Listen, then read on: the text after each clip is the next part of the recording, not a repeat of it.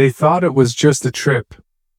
But their dog smelled what no human could, the truth. Like, share, and subscribe for more stories that prove animals feel what humans ignore. It was supposed to be a peaceful weekend. Ethan Brooks, a nature photographer, decided to take his family, his wife Laura and their 9-year-old son Jack, on a short jungle camping trip outside the city.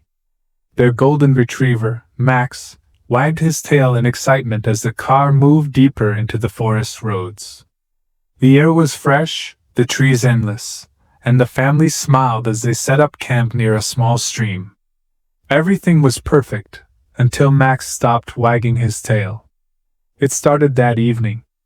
As Ethan unpacked his camera and Jack played with sticks, Max wandered off toward the thick trees nearby, barking sharply. "Max! Come back!" Laura called. But the dog didn't. He kept scratching the ground, whining, circling the same spot again and again. Ethan, a bit annoyed, walked over. "What's wrong, boy?" "It's just dirt." But when he came closer, a strange smell hit him, faint, metallic, wrong. He froze. "Laura," he said quietly, "call the rangers." Within hours, police and forest rangers surrounded the area. They began digging. 5 minutes later, the shovel hit something solid. A hand? Laura gasped, covering Jack's eyes. Max barked loudly, pacing around the pit as officers gently lifted the body. An adult man, partially decomposed, still wearing a wristwatch and a blood-stained jacket. The forest went silent. Detective Sarah Nolan took charge of the scene. The body had no ID, but there were faint tire marks leading toward an abandoned road nearby. She looked at Max. "This dog might have just cracked a case." The next day, forensic results shocked everyone. The victim wasn't a stranger.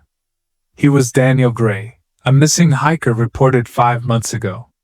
His wife had told police he went missing during a business trip. But the autopsy showed something worse. Daniel didn't die of natural causes.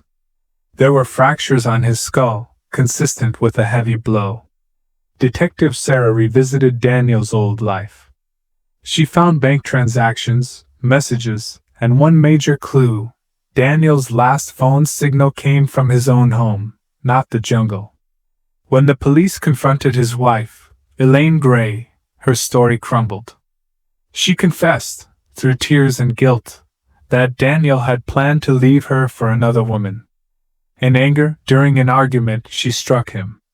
Panicking, she drove his body out and buried it deep in the forest. 5 months later, the truth returned, led by a dog's nose. Weeks later, Ethan, Laura, and Jack visited the police station with Max. Detective Sarah smiled, kneeling beside the dog. "You didn't just find a body, boy," she said, scratching behind his ear. "You gave a family closure." The case made national news.